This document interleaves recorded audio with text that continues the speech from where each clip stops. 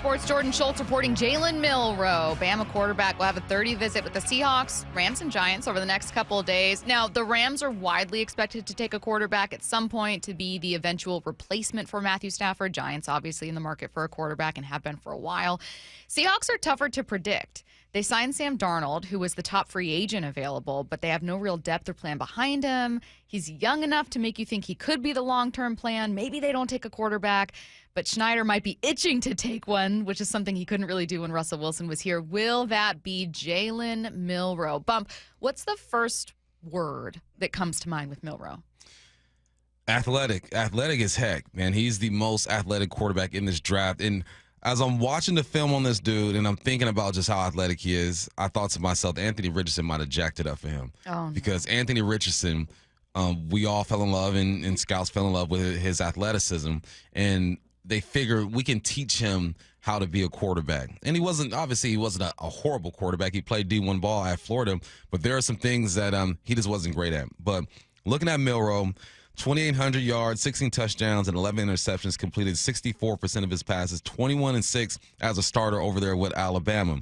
I saw him make far hash to sideline throws, and that is a clear indication of arm strength, right? When you are falling backwards to your right, you're on the right hash, you're throwing outside the numbers to the sideline to your left, that shows that arm strength. Again, he's the most athletic quarterback in this year's draft. 20 rushing touchdowns. That's kind of where he shines the most. He's only gone 2 games last year where he didn't score a rushing touchdown. He had 4 against LSU. He had 3 against Auburn. He has 3,500 total yards at Bama. That's 6th most all time. So there's a combination of things that he can do. He's a risk taker at sometimes. Like when you are as physically talented as that guy is, as far as his arm and his legs, you tend to take more risk. That's just what it is because you feel like you can get it done. I watched this game against Georgia, and there was a calmness about him in the pocket. And when you decide to send guys after Milroe, he's liable to break that thing open and make plays. He is what I see as the quarterback that fits in like a Baltimore Ravens system, the Bills system, an offense where you're going to be asked to read the ends, RPO that thing, and say, you make the decision. You have the green light to do whatever you want to do with the football in your hands because you can make some plays. I like him. I think that there's some things he needs to work on. His touch passes aren't the greatest. Everything is so he throws like a fastball. You know, there's no change up. There's none of that with him. He likes to throw the rock, and he puts it in good places for the most part. There's just no real flow to his game. You know, it's almost like watching sometimes when you get a basketball or a football player on a basketball court and you see like they can clearly hoop, but everything's just so strong and forced, you know? That's kind of what I see when I watch Milroe play. I think if he is developed, he can be a good quarterback in this league. He's not the quarterback that's going to come in and be your starter day one. He needs some time. So if anyone's thinking about drafting Milroe, I hope they're thinking, we're going to allow this young man to sit for a year or 2 and let him develop and learn behind somebody. This is a project. He has the physical capabilities to get it done. It just needs to be groomed a bit. Is accuracy or some of the things he does struggle with something that can change when you transition to the league, right? Like you can put on some muscle. You can better learn to read defenses, assuming that you're smart enough and your football IQ is there. Like there are things that quarterbacks continue to evolve with a great quarterback coach. Are his issues one of them? Yeah, you can improve accuracy. I was just reading an article from on Pro Football Talk, and they were talking about Liam Cohen, right, the new coach over there with the Jaguars. Exactly, that dude. And the first thing he's talking about is improving Trevor Lawrence's footwork. And that's how you improve accuracy, honestly. There's some other things with your mechanics that you can improve, but it always starts with the base. Like my baseball players out there, right? If you're not balanced, you don't have a balanced swing, the chance of you clipping the ball are going to be low. My golfers, if you're not balanced and shifting away, your accuracy off the tee or anywhere is going to be low. That's the same thing with quarterbacks. If their feet aren't set, they're not transferring weight, they're not balanced, it's going to be tough for them.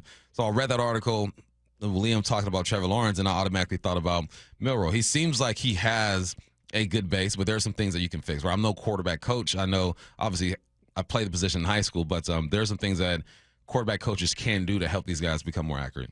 All right, some listener questions in. I'll get to in 1 second. Let's see. Is there a fair NFL comp I know a lot of people have pointed to Jalen Hurts, but maybe the NFL comps are always unfair. Yeah. You, in fact, mentioned it yesterday with Will Howard being comped to Josh Allen, and the initial reaction is like, are you kidding me? Mm-hmm.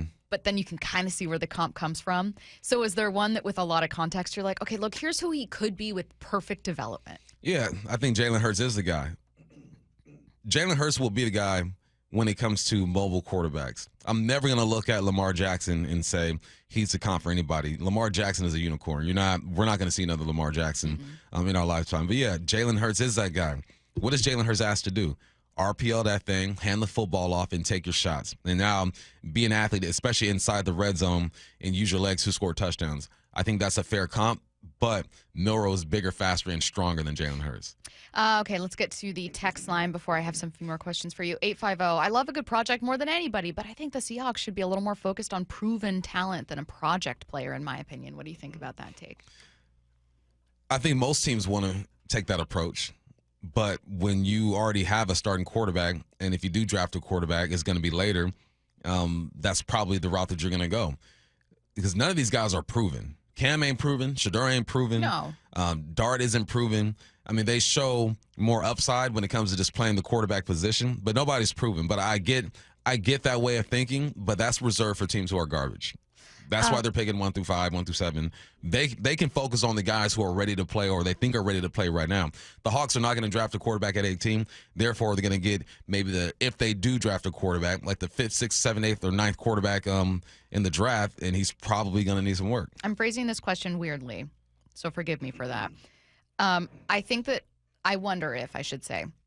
wonder if a lot of people, when it comes to the Seahawks, especially focus on Milroe or maybe a couple more dynamic athletic quarterbacks because Seattle had Russell Wilson and the narrative was, oh, he's mobile, he's athletic, he can improvise, he's smaller. And there's just this idea that, well, that's clearly the type of quarterback Schneider likes. But we don't fully know the kind of quarterback he likes because you had Russ here, and then you did have Geno, but it's not like John drafted him. Pete was a huge fan, and I think we can all kind of feel like maybe a bigger fan than John of Geno. Mm-hmm.